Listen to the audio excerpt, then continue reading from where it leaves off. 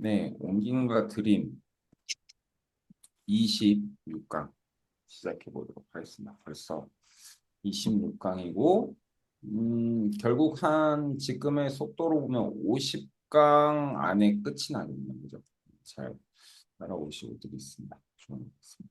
그래서 저번 주에 명령문에 대해서 배웠었고, 저 지금 헷갈리는데 여기 13과 문제 다 풀었었나요? 안 풀었었나요? 제가 체크가 돼 있어서 이거 다 풀었나요? 네, 다 했습니다. 다 했어요. 아, 그러면 14과만 문제 풀고 그 다음으로 넘어가면 되는 거 맞나요? 네, 좋습니다. 네. 그렇게 해서 14과 문제만 풀어보고 곧장 15과로 넘어가 보도록 하겠습니다. 오늘은 이제 좀 빨리 이걸 풀고 시제에 대한 이야기를 이제 들어갈 거기 때문에 14가 문제 곧장 풀어보도록 하겠습니다. 자, 그럼 오늘 순서대로 장진 씨 첫 번째 읽고 해석해 줄까요? Give me my dine 카드. 음흠. 저에게 카드를 주세요.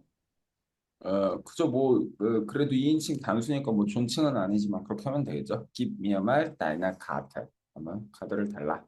이렇게 말이라는 게 뭔가 사람을 좀 더 보채거나 권유할 때 쓰는 소사라고 했었죠. 그래서 야, 좀 카드 좀 줘봐. 이런 느낌으로 쓸 수 있다고 했고요. 그다음 김소정 씨. Take my D 카드 도트 아인. 네. 거기에 카드를 삽입해 주세요. 그죠. 삽입해봐. 그렇게 해서 아인슈테켄 분리동사는 그 분리전 처리 명령문일 경우에도 뒤로 빠진다라는 거 확인했습니다. 그다음 박출 씨 해볼까요? Setz, setze euch neben mich. 발음 정확히 이건 오이시니까 setzt 2인칭 복수 명령으로 써야 되겠죠. 그럼 뜻이 내 근처에 와서 앉으세요. 그죠. 이게 setz는 저희가 처음부터 말을 했었는데 sits는 앉아 있다고 setz는 앉히다라는 뜻이라고 했었죠. 그래서 setzt euch 하면은 sich setzen 자기 자신을 앉히다라는 제귀대명동사라는 거라고 했었죠. 그래서 너희들 자신을 앉혀라. 어디에 내뱀이 내 옆에다가 이것도 내뱀 미어가 아니고 미히가 난 이유가 이렇게 가만히 장소가 아니고 장소의 변화가 있는 이동이기 때문에 내뱀 다음에도 사격 이 문법까지 저희가 여러 가지를 배운 걸 알 수 있습니다. 그다음 신보혜 씨 해줄까요? 나도 랑자마. 네. 천천히 좀 가. 그죠? 랑사머 하면은 더 천천히 랑삼이 느리게니까 랑사머 하면 요거를 좀 더 천천히 달려라. 그런 뜻이 되고요. 그다음 다시 장지현 씨. Nehmen den Aufzug da und steigen im drei Obergeschoss aus. 네. 엘리베이터를 타고 4층으로 올라가세요. 그죠? 세 번째 상층부가 되는 거니까요. 그게 4층이 되겠죠. 그래서 아직 우리가 안 배웠지만 이제 임, 트리텐, 오버게셔스 이렇게 했을 때 트리텐도 그렇고 인덴 이것도 그렇고 이제 정관사 뒤에 형용사 성수 격변화도 차차 배우겠다. 트리트는 그냥 세 번째인데 그래서 형용사 격변화가 있어서 트리튼 이렇게 옵니다라는 것도 확인했었습니다. 좋습니다. 다시 김소정님 1번 해볼까요? Guten Tag, kann ich Ihnen helfen? 네, Haben Sie noch Zimmer frei?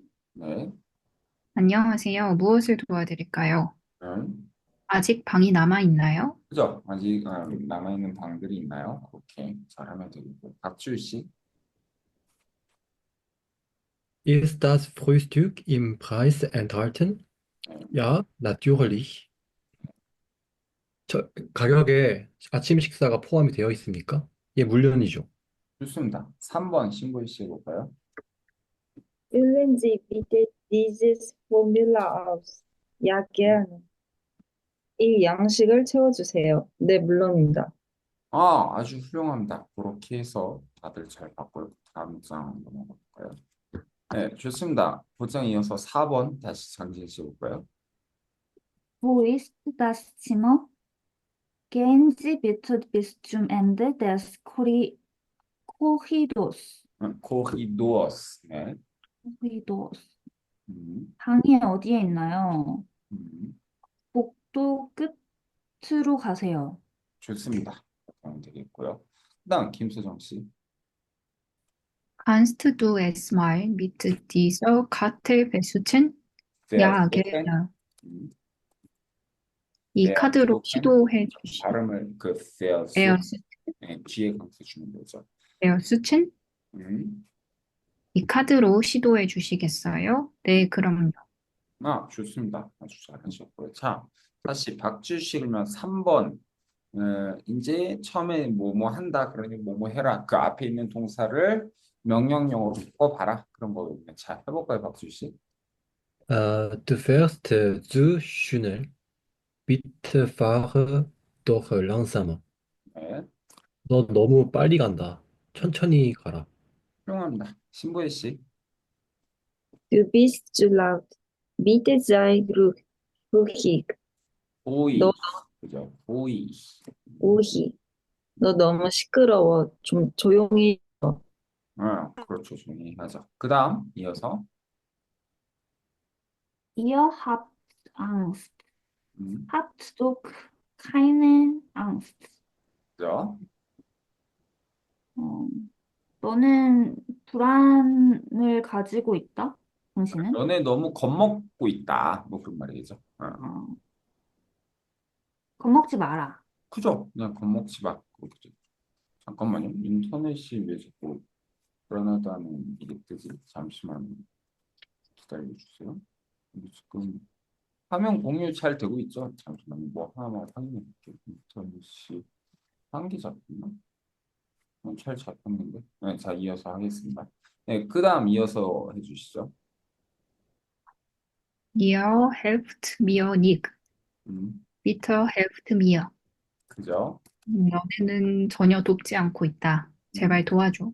그쵸. 2인칭 복수 명령, 존칭 명령, 혹은 2인칭 단수 명령 다 저희가 봐야 된다라는 걸 얘기했었습니다. 그 다음 이어서 볼까요? 박주 씨그 켜주시겠어요? Ihr sagt nicht die Wahrheit. 음, Bitte die Wahrheit. 네. 너희는 진실을 말하지 않는구나. 어서 진실을 말해줘. 쭉 하면 되겠죠. 잘하셨습니다. 자, 4번. 그냥 문장 순서들 익숙하게 이제 쓸 수 있나 확인해 보는 문제 신보혜 씨 해볼까요? Geben ich Ihnen zwei Schlüssel. Dankeschön. 네. 당신에게 두 열쇠를 주겠습니다. 매우 자, 감사합니다. 그죠? 이렇게 나 ich gebe Ihnen 그죠? zwei Schlüssel 그죠? 그렇게 되죠. 그러면 내가 당신께 열쇠 두 개를 드리겠습니다. 감사합니다. 되겠고요. 그다음 이어서요. Wie kann ich die Tür öffnen? 네, Mit dieser Karte natürlich. 네, Steck sie mal dort ein. 네. 문을 열려면 어떻게 해야 하나요? 물론 이 카드로 가능합니다. 거기 삽입해 주세요. 뭐 그쵸? 뭐 2인칭 단수 명령이긴 하지만 뭐 그렇게 해도 되겠죠. 그다음 이어서 볼까요? Wie lange möchten Sie denn bleiben? 음, Eine Woche. 얼마나 오래 머무르고 싶으십니까? 일주일이요. 좋습니다. 이때 then이 0번째 자리는 왜냐하면이라는 뜻이랬지만 이렇게 0번째 자리 외로 오면 소사라고 해서 얘도 그냥 뭔가 그 다음에 좀 더 하나쯤 더 최근에서 묻거나 그럴 때 이제 많이 쓴다고 했었죠. 좋습니다. 그다음 신보현 씨 이제 5-1번 해볼까요? Anna und Julia wollen in Wien 3 Tage bleiben. 네.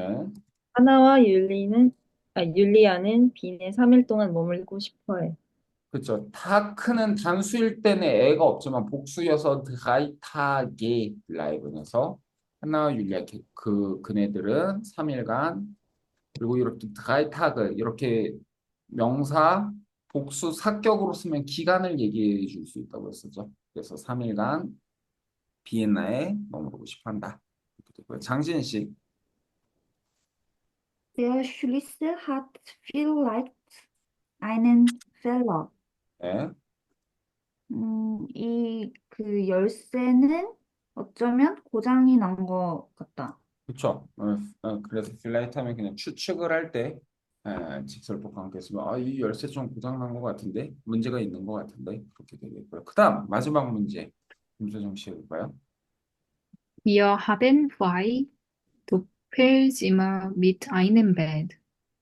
프라이가 안 욕실 나오지 않는데죠. Wir haben ein 도펠 frei. Doppelzimmer mit Bad frei 이렇게 쓰는 게 맞겠죠. 음. 해석하면 어떻게 될까요?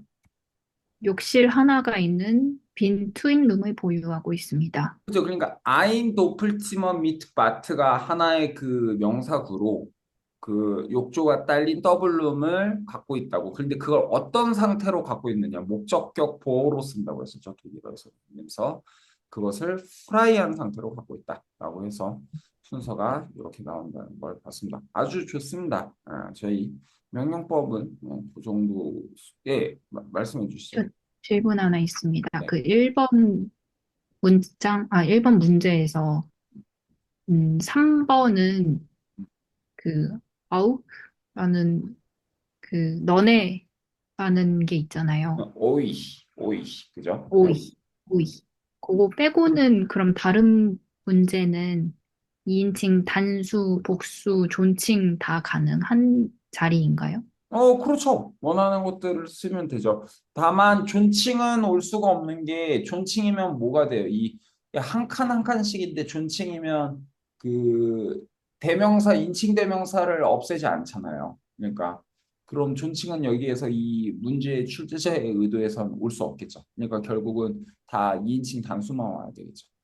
아니면 뭐 2인칭 복수인데 뭐 문전을 두 명이 동시에 할 거 아니니까 뭐 그런 뭐 문맥이나 뜻 같은 걸 보면은 이제 조금씩 그 선택지가 좁아지겠죠. 됐나요? 네, 이해했습니다. 좋습니다. 아주 잘하셨고요. 자, 저희가 오늘은 15가인데 이제 15가부터 본격적으로 시제에 대한 이야기가 나옵니다. 그래서 15가 전체를 보기에 앞서서 일단 이제 그러니까 이 시제가 영어로 치면 현재 완료냐, 그러니까 뭐 뭐 is gone이냐, he went냐, 요거를 이제 배우는 게 바로 15가인데 뭐야? 이게 마지막이거든요.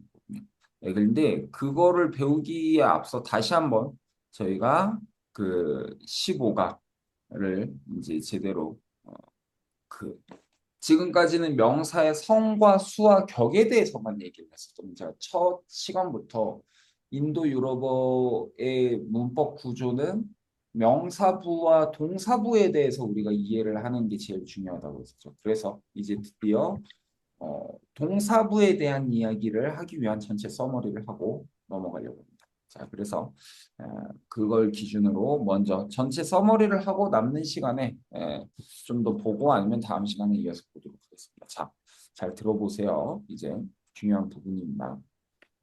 첫 번째로 이 우리가 배웠던 게 뭐냐라고 하면은 어떻게 돼 있었습니까?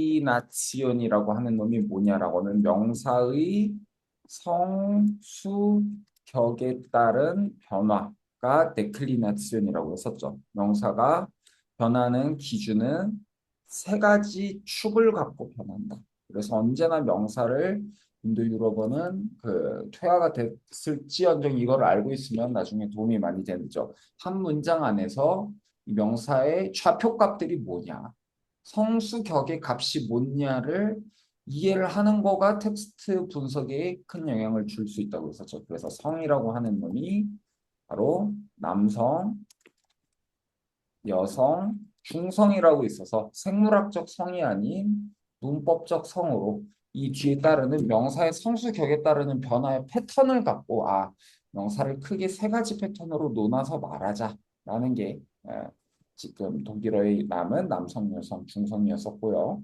그다음 수라고 하면 그래서 단수하고 복수라는 개념이 있으면서 셀 수 있는 것으로 환원한다는 게 유럽어의 특징이었었죠.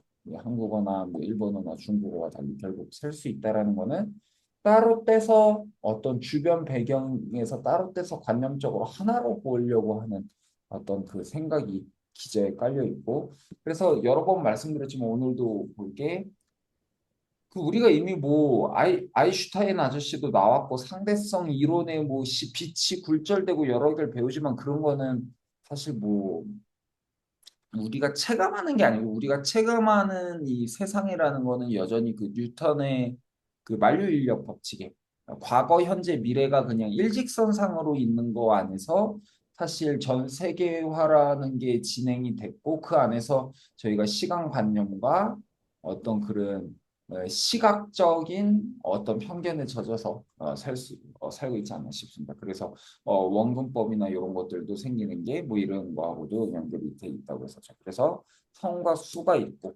격이라고 하면 케이스를 그냥 격이라는 한자로 바꾼 거라고 했었죠. 어떤 케이스에서 명사가 쓰냐라고 하면 원래는 케이스들이 한 7, 8개가 됐는데 그게 줄어서 흡수 합병당해서 뭐뭐뭐뭐가 있냐면 주격, 속격, 역격, 대격 혹은 뭐 노미나티브, 게니티브, 다티브, 아쿠사티브 이렇게 세 가지로 있다라는 말씀을 드렸습니다.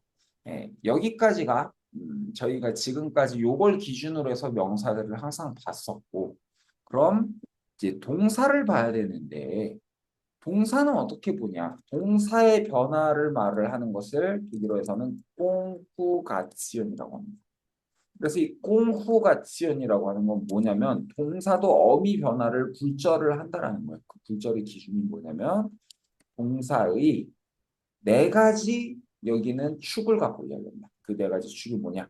미리 답부터 말하면 인칭과 서법과 태와 시간이라고 하는 네 가지 축에 따라서 동사의 어미가 변화하는 것을 볼 수 있습니다. 그리고 이제 그것을 저희가 배워야 된다는 거죠. 하지만 저희가 아예 제로부터 배우는 게 아니고 이미 이 중에 몇 가지들을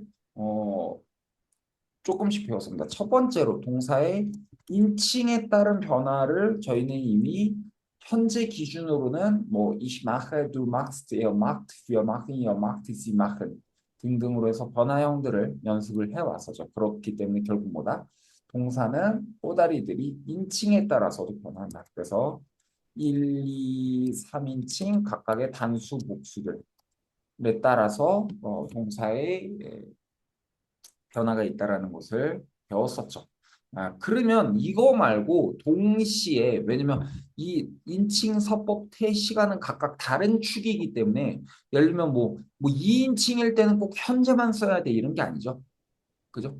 이게 각각이 다른 정보들이기 때문에 인칭과 상관없이 서법도 자기들만의 그게 있고 태도 따로 있고 시간도 따로 있기 때문에 결국 뭐예요? 저희가 이거 그 경우의 수를 어릴 때 수학을 좋아했으면 알겠지만 예를 들면 명사의 성수 격의 변화를 따르면은 결국 명사의 총 그 카테고리가 몇 개가 되냐면 곱하기가 돼야 되죠. 더하기가 아니고 3 곱하기 2 곱하기 4의 경우의 수가 생기는 거지만 이 명사는 이거에 이거다 이런 것들 마찬가지로 동사도 인칭의 경우의 수 곱하기 서법의 경우의 수 곱하기 태의 경우의 수 곱하기 시간의 경우의 수를 하기 때문에 결국은 우리가 유럽어들을 배우면 끔찍하다면서 수십 개의 어떤 그 시제 변화들이 올 수밖에 없는 겁니다. 그래서 인칭별 변화가 있고요. 그다음 서법이라고 하는 걸 뭐 모드라고도 하고 여러 가지 말을 하는데 이거에 대한 개념을 잘 잡고 가는 게 중요하다고 했었습니다. 이 개념이 많이 뭉개졌기 때문에 지금 잘 보지 못하는 경우가 있는데 일단 가장 기본이 직설법이라고 해서 인디카티브라고도 합니다. 인디카티브라고 해서 인디케이트가 두 번째, 인덱스가 두 번째 손가락이잖아요. 직접 가르치는 실제 하는 곳에만 말을 할 때 나 그냥 학교가 이런 등등의 말을 쓰는 게 직설법이라는 것을 씁니다. 그렇기 때문에 저희는 지금까지 직설법 기준으로만 언어를 보고 있었던 거죠. 그렇죠? 두 번째로 뭐가 있냐? 제가 요것 때문에 저번 시간에도 말을 했는데 명령문이 아니고 넓은 의미에서 명령법으로 이게 여기에 들어간다고 했었죠. 다만 이게 지금 퇴화돼서 꼬리뼈처럼 그 흔적이 왜 법인지가 잘 현대 언어만 보면 안 보이지만 왜냐? 우리는 지금 보면은 명령문이라고 해서 배우면서 현재의 2인칭 단수 복수와 1인칭 복수와 뭐 존칭 정도밖에 쓰지 않잖아요. 그죠? 근데 그게 아니고 얘가 왜 법이었냐라고 하면 1, 2, 3인칭에 대한 명령문이 다 따로 가능했었고 또한 과거 명령법도 가능했고 미래 명령법도 가능했다라는 거죠. 예를 들면 뭐 과거 명령법이라고 할 수 있는 게 히라버를 보면은 뭐 그걸 뭐 과거 시제라고 보는 거 뭐 여간 뭐 조금씩의 뭐 여지가 있지만 너 자신을 알라라고 할 때는 아우리스트라고 해서 굳이 따지면 이 현대 언어하고 약간의 비교를 치면은 이제 그 과거 비완료 시제 혹은 뭐 아예 그 시제가 그 없는 시제 뭐 무가 그 뭐라고 하더라고. 저 이름이 기억이 안 나는데 그냥 아우리스트라고 합니다. 근데 여간 그게 근데 뭐 구직가를 맞추면 과거 시제거든요. 그렇게 해서 너 자신을 알라. 그런 게 오히려 어떤 절대적인 명령이나 이런 거를 할 때 지금 당장 이거 해라가 아닌 어떤 금언 같은 것을 말을 할 때 아우리스트 명령법이라는 거. 그 과거 명령법을 써서 과거 명령법도 있었고. 그리고 라틴어 같은 경우는 근데 모든 언어가 다 옛날 언어라고 다 하나씩 다 있는 게 아니에요. 다 언어라는 게 그렇게 저희가 지금 생각하는 것처럼 이 모든 태가 다 갖춰져 있는 게 아닌데 다만 이 여러 언어들 인도 유럽어들을 여러 가지를 복합적으로 봤을 때 결국 이 큰 태를 기준으로 해서 각각의 변동사항이 있거나 없거나 있거나 등등이 있다라는 것으로 알면은 인도 유럽어 전체를 이해하는데 아주 큰 도움이 된다고 말씀드렸습니다. 그리고 저도 이제 다음 학기부터 드디어 우리 아르난도라는 이 뚱땡이 교수 아저씨 친한 친구가 여기 있는데 그 산스크리트어를 배우기로 했습니다. 그래서 기대하고 있습니다. 엄청난 학자더라고요. 사람이 그냥 밥만 좋아하는 아저씨인 줄 알았는데 이게 지금 제가 있는 학교가 좀 특수하다 보니까 여가 그래서 이미 절 위해서 교실도 큰 데로 바꾼다고 그 아저씨들 신이 나서 그러고 있는데 저도 기대하고 있습니다. 이 배웠던 것들이 또 얼마나 도움이 될지 보고 말씀드립니다. 여가 그래서 직설법과 명령법이 있고 명령법은 그리고 3인칭 명령법도 있다고 했었죠. 예를 들면 원래는 그 히라버로 쓴 가장 오래된 텍스트 중 하나가 그 신약 성경이죠. 그 신약 성경에 보면 우리가 이제 그 개신교 집안에서 자란 사람들은 주기도문이라는 걸 어릴 때 그 옛날식 이상한 성경투라는 이상한 말투로 배웠을 텐데 그때 말투가 뭐예요? 그 하늘에 계신 우리 아버지 뭐 나라의 이름을 거룩히 여기옵시고 그 이상한 옵시고체 있어요. 그 땅에서와 같이 하늘에도 뭐 장사한 지 사흘 만에 이룬 자 가운데서 다시 이건 아니었나? 뭐 약간 제가 처음 어릴 때 할머니 따라 교회를 다녀서 기억 뭐 여간 뭐 절이로서 그건 아닌데 여간 뭐 뭐뭐 옵시고체 있죠. 그게 하나님한테 하는 명령법인 거예요. 그러니까 명령이라는 게 우리가 지금 생각하면 특히 한국식 위계 서열에서 나보다 쫄다고한테만 이제 시킬 것 같지만 그게 아니고 우리가 칸트의 정언 명령 이런 것처럼 당연하게 마땅하게 이렇게 될 것에 대한 걸 얘기하는 게 사실은 명령법의 중요한 그 용법 중 하나입니다. 그렇기 때문에 하느님 저기 하늘의 자리에 오르십소서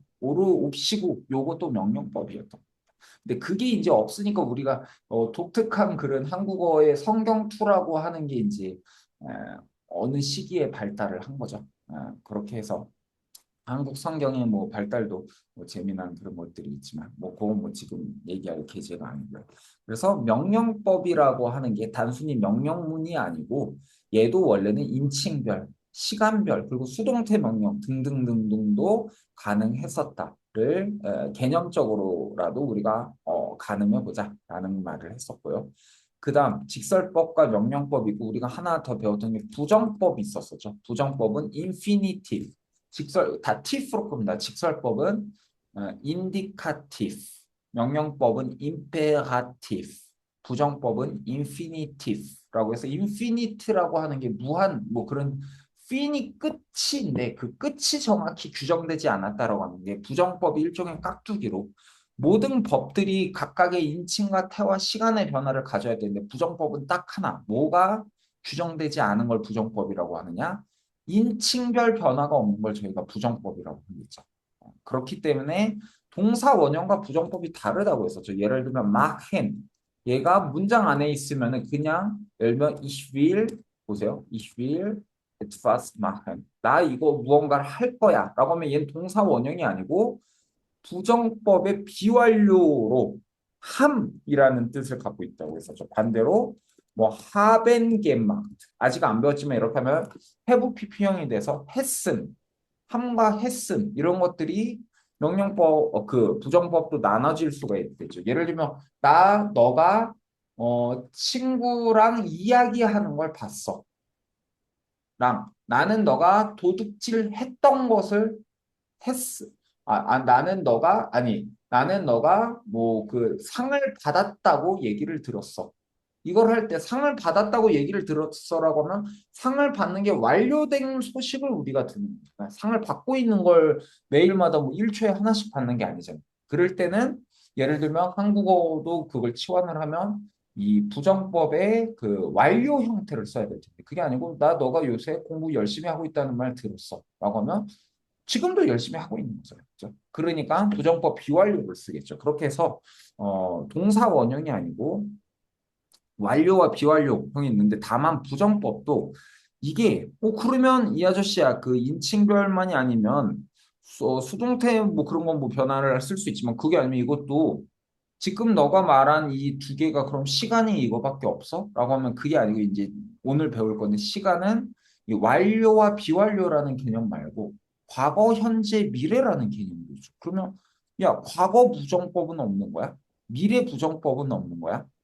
라는 고민이 돼야 되겠죠. 왜냐 이거를 저희가 그냥 부정법 따로 그냥 이건 이런 형태야가 아니고 요 서법 안에 있으면 나머지 변화들은 갖고 있어야 돼서 결론부터 말하면 독일어는 현재 부정법밖에 남아있지 않습니다. 그래서 현재의 비완료 부정법과 현재 완료 부정법이 이렇게 함과 했음만 있는데 히라버를 지금 장준 씨도 공부를 하고 있고 하지만 공부를 하다 보면 이게 머리가 결국 박 터지게 될 수밖에 없는 게 물론 그 형태를 뭐 전공자도 다 외우고 있지 않은 것 같다는 생각이 들지만 과거 부정법, 미래 부정법 등등 그리고 나중에 분사도 막 우리는 그 현재 분사, 과거 분사만 배우지만 히라보나 이런 거 가면 인칭별 분사 형태 플러스 과거의 현재 분사, 과거의 미래 뭐 과거 분사 뭐 등등 이런 것들이 다 나눠서 결국은 시제 안에서 배워야 될 이제 형태 꼴이 무한하게 많습니다. 그래서 저도 히라보를 뭐 문법적으로 이해를 하는 게 사실 제 입장에선 크게 어렵지 않았는데 이게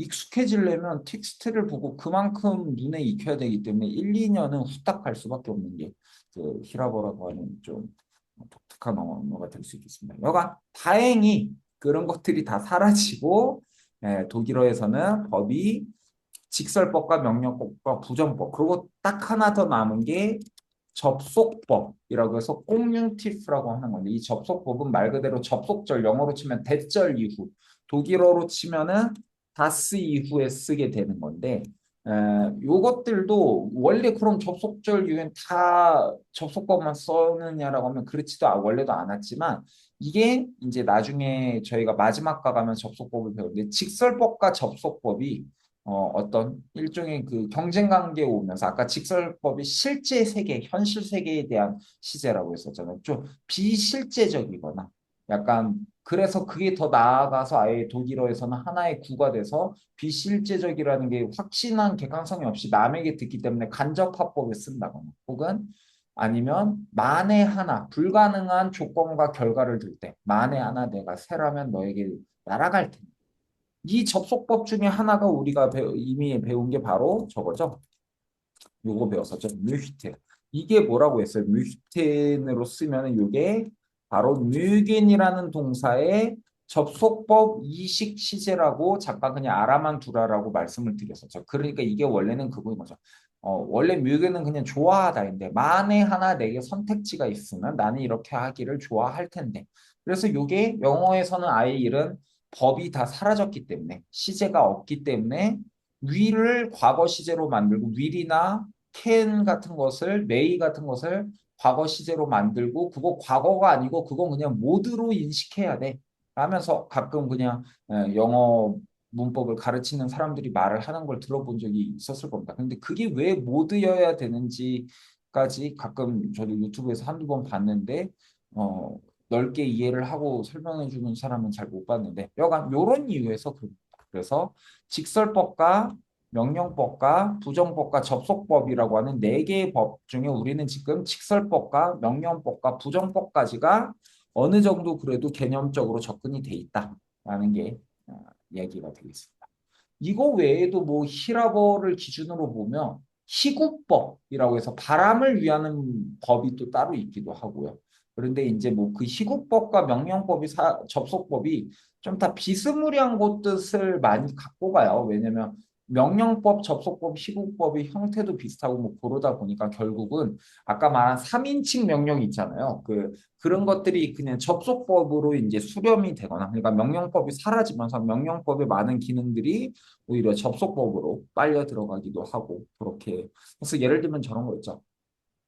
그 스타워즈에서 포스가 함께하길 영어에서 그냥 메이더 포스 위드 유 그러니까 그 메이더 포스 위드 유 이게 약간 그 명령법이나 희구법 대신하는 건데 그런 것들을 그래서 그 불어나 독일어 같은 거 자막 보면 이 접속법으로 그 이제 치환해서 쓴다든지 뭐 그런 것들까지도 기억에 남네요.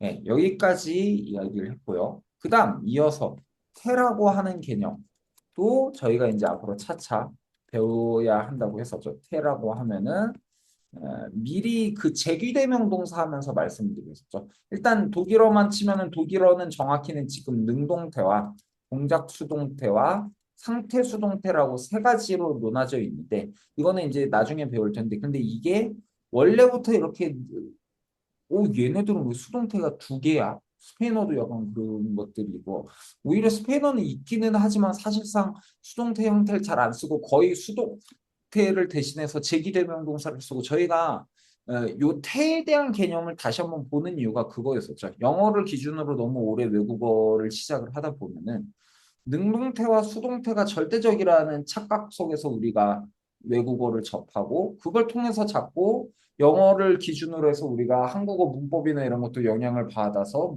뭐 피동인지 수동인지 뭐 그런 말을 하지만 자꾸 뭐 능동태와 수동태가 있는 것처럼 말을 하는데 원래의 기준은 거기에서 온 게 아니라고 했었죠. 그래서 원래가 어떻게 기준이 되냐면 능동태와 반사태 혹은 중동태라고 부르는 것들이 있었다.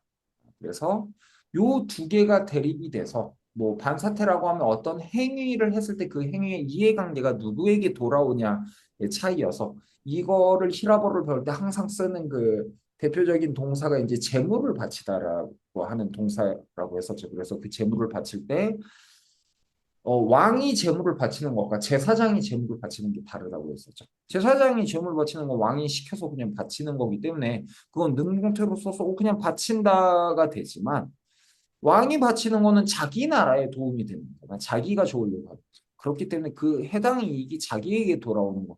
이 두 개를 이 고전 인도 유럽어들은 이런 것들을 기준으로 해서 오히려 그러니까 여러 가지 제가 이 AI랑 그런 말을 하다 보면 왜 이랬을까 이런 걸 사실 좀 뇌피셜로 저는 때려버리는 성향이 강한데 그러니까 직근과 달리 인간이 자연에 예속돼 있고 그 안에서 신이라고 하는 어마어마한 개념 안에서 저희가 모든 걸 생각을 하고 있기 때문에 신과의 관계 속에서 내가 어떻게 자리하냐가 아마도 이러한 CJ하고도 밀접한 영향이 있지 않았을까라는 걸 AI랑 이야기하다 보니 아주 예리한 관찰이십니다 이러면서 칭찬도 해주던데요. 뭐 여간 근데 그런 거에 대한 것들은 뭐 언어학적으로 자기가 뭐 평생 뭐 연구를 하고 싶으면 해도 되지만 뭐 저희가 할 건 뭐 그게 아니지만 여간 그렇게 해서 신 위주로 있을 때 능동태와 반사태가 있었고 이 반사태 특수 과거 시제나 몇 개가 이 수동태로 따로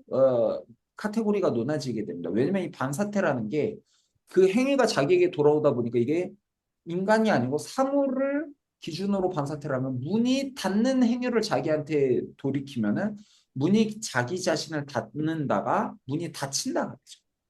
그렇기 때문에 애초에 반사태가 수동성을 같이 포함시킬 수 있다라는 거예요. 그러니까 되게 신기한 거죠. 수동성과 이 어떤 자동성, 능동성, 타동성 이런 것들이 좀 지금 우리가 지금으로 현대 언어 기준이 아닌 거죠. 예를 들면 감정이라는 건 과연 능동적인 것과 수동적인 것밖에 없을까라고 했을 때 뭐 그런 것들도 뭐 고민해 볼 수 있고 뭐 여간 타동적인 감정도 있나 뭐 등등 여러 가지를 고민해야 되는데 여간 그 반사태에서 수동태가 나왔다라는 거는 히라버나 그런 것들을 보면 알 수 있고 근데 이게 결국 이렇게 다 사라집니다.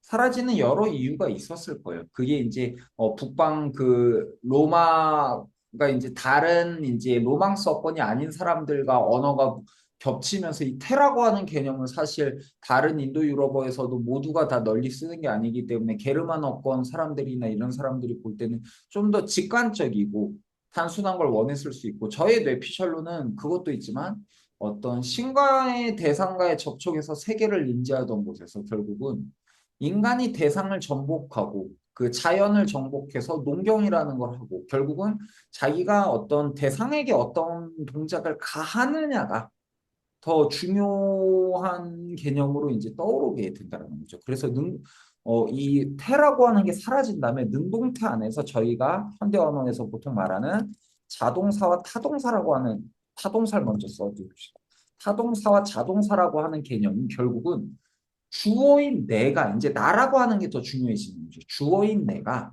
다른 대상에게 어떤 작용을 가할까?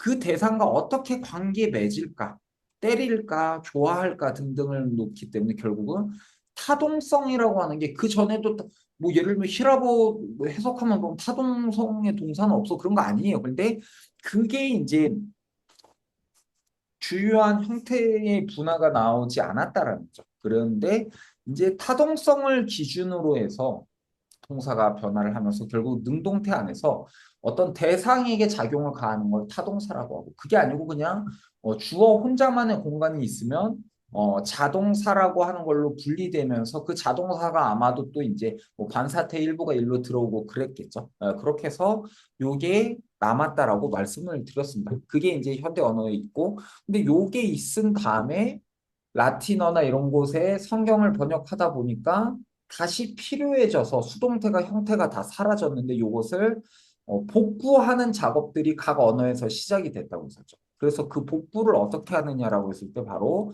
일반적으로 이 타동사의 과거분사를 영어는 원래 have pp 이렇게 만드는데 have pp 대신에 be pp 이렇게 쓰면서 그 타동사의 과거분사를 갖고 이렇게 비동사 플러스 타동사의 과거분사면 이거 그냥 우리 예전에 썼던 라틴어의 수동태를 대신해서 이거 수동태라고 우기자라는 게 이제 나와서 영어도 그렇기 때문에 정확히 말하면 능동태와 수동태가 있다고 하지만 능동태와 수동태 대체 표현이 있다라는 게 나왔다고 했습니다. 그래서 이렇게 수동태 혹은 반사태를 대체하는 여러 표현들이 생겨서 그 중에 하나가 대표적인 게 제기대명동사가 된다고 했었죠. 제기대명동사도 그래 반사성 혹은 수동성을 갖고 있기 때문에 뭐 아까 우리가 배웠던 내가 나 자신을 안 친다. 이게 이 뭔가 이 하강하는 이미지의 동작이 자기에게 해당하기 때문에 안따가 된다는 것이죠. 그런 식의 스페인어는 그래서 수동태 대체 표현들 중에 이 제기대명 동사 형태를 일상어에서 제일 많이 씁니다. 오히려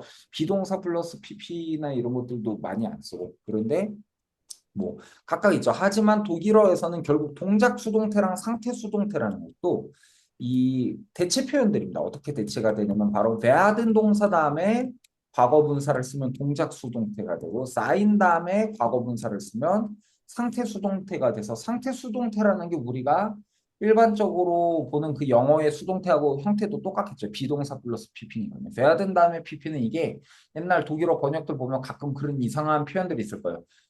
되어지다라고 하는 그 한국어로는 우리가 보면 좀 어색한 표현들 있죠. 뭐 어떻게 문이 닫히다가 아니고 닫혀지다. 뭐 약간 이런 것들이 쓰는 게 그 동작이 포함되어 있는 걸 그냥 문이 딱 닫힌 걸 보여주지 않다 보기 때문에 애초에 베아드니 뭐뭐가 되다잖아요. 되다 다음에 이걸 쓰면서 그 되어지다 수동태가 됐다라고 보고 그래서 이 동작 수동태가 조금 더 반사태 어떤 그런 느낌을 좀 더 갖고 있는데 좀 더 쉽게 나중에 태를 말을 할 때 다시 말할 텐데 좀 더 쉽게 말하면 동작 수동태는 그 아이폰 라이브 사진이고요. 상태 수동태는 그냥 일반 사진이라고 보면 좀 더 이해하기가 훨씬 쉬울 것 같습니다. 그러니까 어떤 대상인 피사체를 기준으로 했는데 상태 수동태는 딱 한 단면으로서 그 어떤 동작이 그 대상에게 행해진 것을 단면으로 찍어서 보기 때문에 뭔지 모를 수 있습니다. 이게 이미 이루어진 결과처럼 보이게 돼서 그렇게 해석하는 경우도 동막. 하지만 동작 수동태는 그 라이브 사진 조금 동작이 들어가 있잖아요. 그렇게 이제 볼 수 있다라는 거죠. 다만 결국 테를 영어에서 보이스라고 말을 하는데 어떤 것으로 표현을 한들 행위 자체가 바뀌지 않아요. 예를 들면 나는 뭐 누구를 때린다라고 하면은 때리는 게 현재형이에요. 그걸 능동태로 하면은 내 입장에서 얘를 때리는 걸 보는 건데 근데 그 사람 입장에서 나에게 때려져서 맞는 것을 이 라이브 사진으로 찍혔냐 아니면은 그 일반 사진으로 찍혔냐의 차이지 그거 자체 그거에 따라서 효과가 달라져서 느끼는 감수성이 달라질 뿐 행위의 변화를 주는 게 아닙니다. 결국 테라범. 그래서 그 어떻게 보느냐에 대한 개념이라고 보면 좋겠습니다. 그렇기 때문에 한국어나 몽골어 같은 경우는 수동태가 애초에 발전되지 않았던 언어에서 억지로 사실 이거를 갖다 붙이기를 하다 보니까 여전히 한국어 화자 입장에서 수동태를 정말로 이해를 단순히 한국어의 어감으로 어떻게 이해를 하려고 하면 안 됩니다. 그렇기 때문에 이런 개념을 보고 예, 어떤 식으로 이제 접근해서 어떤 상황인지를 인지한다면 이런 것을 수동태가 애초에 불가능한 언어인 한국어에서 어떻게든 쓰려다 보니 이런 표현으로 굳어졌구나로 인지하는 게 좀 더 이해하는 데 좋을 수 있습니다. 네, 여기까지 이야기를 했고요. 하나 더 이제 마지막으로 오늘 사실 이것 때문에 하는 거죠. 시간이라고 하는 개념을 이제 드디어 보게 됩니다. 그래서 그 시간 개념이 뭐뭐가 있냐라고 하면은 아까 미리 말을 했었죠. 시간은 또 두 개로 나눠집니다. 바로 이렇게 두 개로 나눠지는데 뭐뭐로 나눠지냐면 바로 과거, 현재, 미래라고 하는 개념으로 나눠지고요. 각각의 완료와 비완료라고 하는 개념으로 나눠집니다. 그렇기 때문에 시간만 따져도 총 6개 카테고리가 뭐 나중에 좀 더 이제 과거를 더 분화해서 뭐 8개로 나누는 언어들도 로망서들은 이제 현대 로망서는 있지만 독일어를 기준으로 하면 결국 시간이 뭐뭐가 있냐면 과거 완료, 과거 비완료, 그렇죠? 뭐 현재 완료, 현재 비완료, 그죠? 그다음 미래 완료, 미래 비완료라고 하는 시제들을 원래 따지면 인칭별로도 다 이게 있고 직설법 따로 있고 명령법 따로 있고 뭐 접속법 따로 있고 다 수동태도 따로 있고 해야 됐지만 그런 것들이 여간 제일 많이 쓰는 게 직설법 위주고 그래서 저희가 일단은 이 15가에서는 직설법 안에서의 이 시제들의 변화를 배우는 게 15가의 이제 사실은 주 개념입니다. 그러면 일단 오늘은 여기에 대한 이 서머리만을 끝으로 이제 볼 텐데 그럼 과거 완료, 과거 비완료, 현재 완료, 현재 비완료 이것들의 차이는 뭐냐에 대해서 생각을 해보죠. 일단 이렇게 음료를 잠깐 일단 완료와 비완료가 그 과거, 현재, 미래랑 좀 다르다라는 걸 알아야 되는데 일단 시제를 볼 때 아까 제가 처음에 뭐라고 했었나요? 저희가 그냥 이 유럽어의 기본을 그냥 뉴턴의 법칙 세계에서 보는 게 편하다고 했었죠. 왜냐면 시간이라고 하는 게 과연 존재하는가, 과연 일직선인가 등등에 대한 여러 가지 생각들을 뭐 하다 보면 각 언어마다 그런 게 다르죠. 왜 동양어에는 이런 과거, 현재, 미래라는 게 없었을까? 여전히 왜 없을까? 라고 했을 때 과거, 현재, 미래가 과연 나눠질 수 있는 시제인가? 먼저 고민해 봐야 되는 거죠. 왜냐면 근본적으로 미래 시제가 있는 언어도 별로 없다는 거죠. 영어도 미래 시제가 없죠. 미래 대체 시제가 있을 뿐이죠. 라틴어를 따라하기 위해서. 그래서 will 플러스 부정법을 미래 시제라고 약속하자였었고 한국어 역시도 7, 80년대 이후로 윌 플러스 부정법을 따라서 뭐뭐일이라에다 의존명사 것을 붙여서 뭐뭐일 것이다가 기하급수적으로 이제 많이 나왔지만 그 이전 텍스트들을 보면 그런 표현들이 전혀 그렇게 많지 않죠. 일본어도 여전히 미래 시제가 없고 다만 한국어는 우리가 미래도 있잖아요. 이렇게 착각하는 게 이런 영어의 영향으로 우리가 지금 보고 있는 한국어 문법, 이거 표준 문법이라고 해서 가르치는 틀들이 특히 외국인들에게 가르치거나 이런 것들이 했다, 한다, 할 것이다가 과거, 현재, 미래라고 그냥 번박하게 이제 얘기를 할 뿐 사실은 시제라고 하는 과거, 현재, 미래라고 하는 개념 자체가 존재하지가 않습니다. 근데 라틴어에서 이런 게 원래부터 있었다. 그래서 얘네들은 지난 일을 과거라고 보고 지금 있는 공간을 현재라고 보고 아직 오지 않은 곳을 미래라고 보는데 근데 그 미래 시제도 사실 프랑스어도 사라졌다 다시 복구된 거거든요.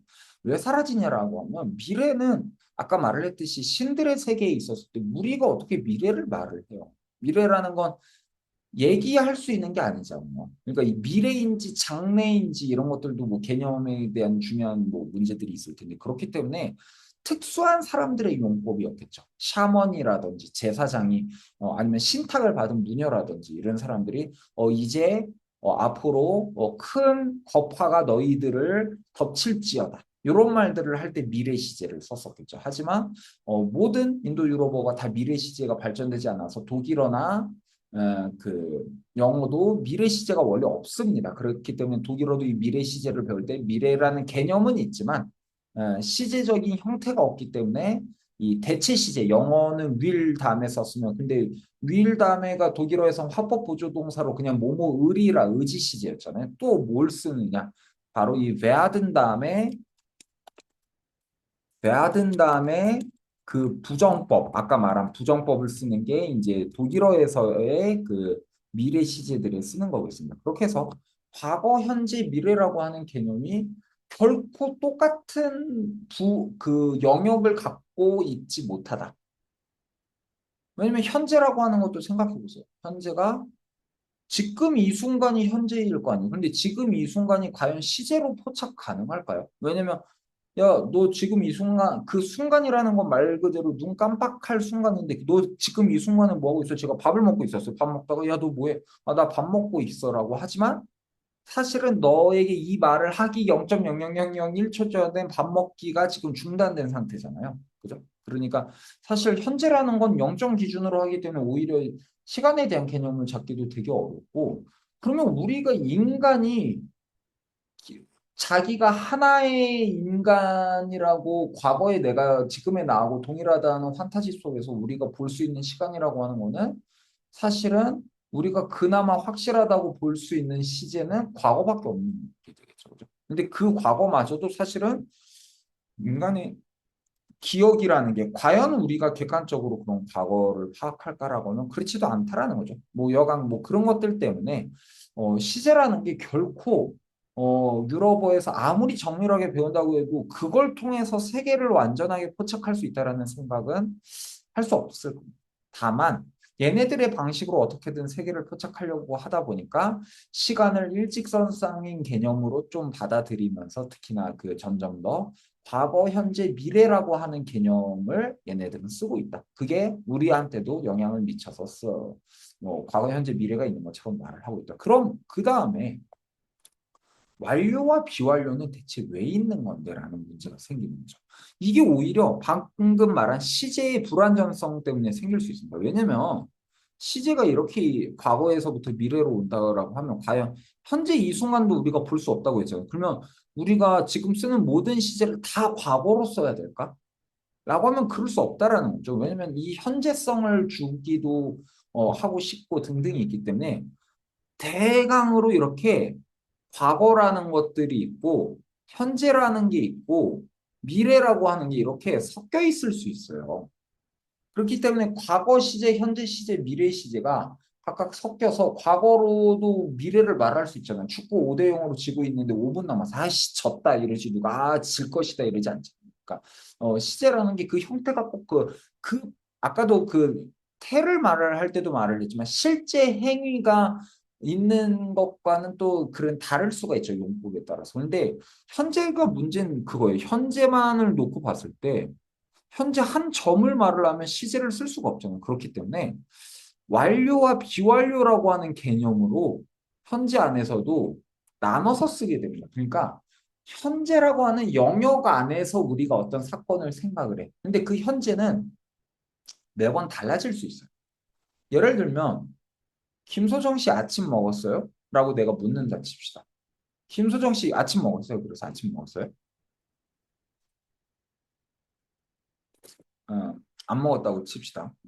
근데 평생 아침 안 먹었어요? 먹은 적 한 번도 없어요라고 하면 그러지 않을 거 아니에요. 그러니까 우리가 이미 이 말을 할 때는 아침 먹었어요라고 하면은 아침, 점심, 저녁이라는 것을 기준으로 해서 오늘을 기준으로 지금 현재라고 하는 개념이 발동이 되고 있는 거죠. 그렇죠? 아니면 뭐 봄에 저기 어디 꽃놀이 했어요? 이런 말 할 때 올해를 기준으로 현재라는 공간이 잡히는 거겠죠. 왜냐면 우리가 시간이 반복돼서 매년 봄이라는 게 있고 아침이라는 것도 이미 각자의 나이를 치면 수천 번, 수만 번이 있었을 텐데 그것을 우린 그렇게 말하지 않잖아요. 결국은 현재라고 하는 개념은 지금 보듯이 한 명을 기준으로 볼 수도 있고 하루를 기준으로 볼 수도 있고 1년을 기준으로도 볼 수 있는데 그 기준에 따라서 내가 나하고 나의 연장으로서 지금이라고 하는 막연한 관점을 수가 왜 저렇게 보지? 막연한 관점을 기준으로 현재라고 하는 게 나의 머릿속에 그 하나의 원을 그리고 있는 거예요. 그 영역이 펼쳐지는데 그 영역 안에서 다만 지금 오늘이라고 하는 영역 안에서 아침 먹기를 저는 지금 이 지방에 가야 되기 때문에 썩히지 않으려고 아까 토마토랑 아보카도들을 먹었는데 토마토와 아보카도 먹기가 이미 저는 아침으로 완료된 상태인 거죠. 그렇죠? 근데 다만 아직 점심은 먹고 있지도 않을 뿐더러 먹기가 아직 완료되지 않은 상태. 그럼 예를 들면 제가 지금 이 콜라를 마시고 있어요, 지금. 근데 콜라를 마시기가 완료한 게 아니고 잠깐 사이사이에 텀이 있지만 콜라를 나는 계속해서 마시고 있고 아직 그러니까 마신다라는 행위가 완료되지 않은 상태죠. 그죠? 그렇게 해서 이 완료와 비완료라고 하는 개념이 어떤 동전의 앞면과 뒷면처럼 그렇게 완전히 나눠지지도 않지만 여하간 그 현재라는 스펙트럼 안에서 어떤 행위를 어떤 식으로 바라보는지에 따라서 완료와 비완료가 이렇게 구분이 됩니다. 그럼 과거라고 하는 거랑 그럼 현재 완료는 도대체 차이가 뭔데? 라고 하는 건데 이런 거예요. 그러니까 현재 완료는요. 지금 나의 연장성 안에서 완료된 거기 때문에 일반적인 과거라고 우리가 흔히 말합니다. 너 이번 주에 숙제했어? 한 주를 기준으로. 너 이번 주에 뭐 누구 봤어? 이런 걸 하면 현재 안에서 완료된 것으로 독일어는 일반적으로 씁니다. 근데 그게 아니고 지금의 나로 보는 게 아니고 내가 뭐 7살 적에 이걸 과연 우리가 같은 사람이지만 이미 정신적으로도 성장을 하고 2차 성징도 하고 그런데 그 과거에 어릴 때 내 거친 생각과 불안한 눈빛이 있던 나를 지금의 나랑 내가 같이 보자고 하면 20살 때 나는 내 근처에 오지도 않았으면 좋겠는데 그걸 같은 나로 보기가 좀 싫다 그거죠. 그러니까 개념적으로 지금의 나에게서부터 분리돼 있는 공간 혹은 그 개념이 나만이 아닐 수도 있죠. 나도 분리되지만 나폴레옹이 어쨌다. 나폴레옹이 어떤 게 지금 나랑 뭔 상관입니까? 그러니까 과거의 역사라든지 아니면 좀 더 가면 허구의 공간. 그러니까 소설 속 뭐 어린 왕자가 뭘 했다든지 이게 나의 어떤 그 막연한 현재라는 영역 바깥에 있는 것으로서 상정을 할 때가 있겠죠. 근데 그 바깥에 있는 공간 안에서도 방금 말을 한 것처럼 완료와 비완료라는 개념이 논해질 수 있겠죠. 그렇게 해서 쓰는 게 원래 과거의 완료와 과거 비완료다. 미래도 마찬가지입니다. 그런 개념으로 쓰는데 다만 영어랑 차이가 영어는 그러면 웬트랑 니즈 곤 중에 웬트를 더 많이 쓰잖아요. 이 과거 비완료와 다음 시간에 배울 건데 과거 비완료와 현재 완료가 각 언어군에 따라서 경쟁 관계에 들어가요. 그래서 어떤 곳은 좀 더 일반적인 과거를 과거 비완료로 더 말하는 곳이 있고 용법의 차이가 생기는 거죠.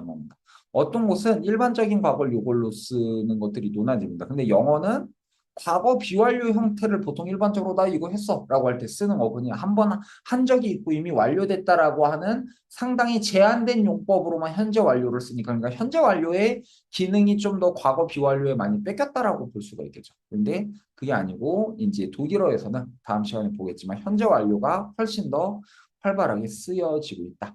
그러고 그러면 완료와 비완료 방금 제가 이 말은 대강 안 했었는데 차이가 뭐냐면 바로 영어도 완료 시제들 어떻게 씁니까? have pp 혹은 bpp로 쓰죠. she is gone 자동사들은 she is gone 쓰거나 I have killed 뭐 더 킬러스 이런 거 하면은 타동사들은 무조건 다 have형으로 쓰죠. 자동사는 뭐 have도 쓰고 뭐 be도 쓰지만 그건 뭐 나중에 찾아보고 여간 그렇게 해서 각각의 과거 완료라는 거는 have 동사나 비동사 그러니까 had pp가 되는 거잖아요.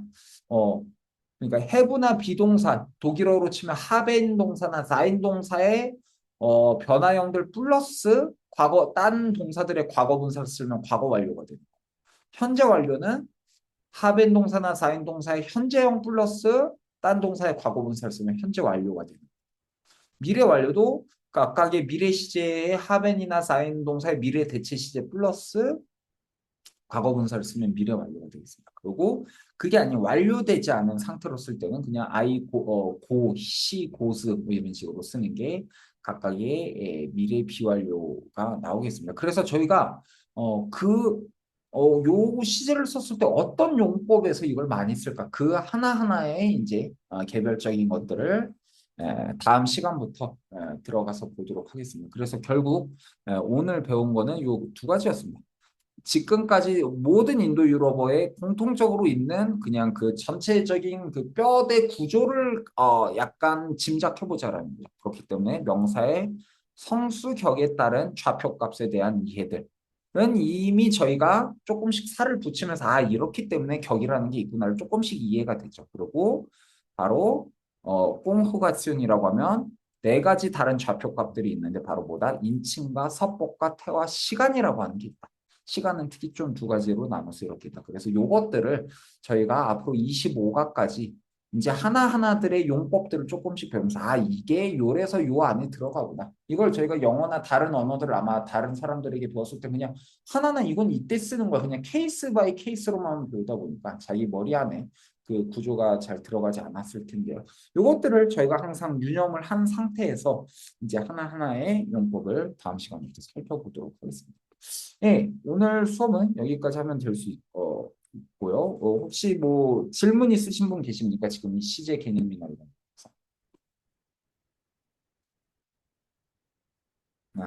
정말 개념적인 이야기이기 때문에 이제 실제 용법들을 보고 다음 시간부터 보면 될 것 같습니다. 좋습니다. 그러면 오늘도 잘 들어주셔서 감사했고요. 다음 주에 이어서 뵙겠습니다. 감사합니다.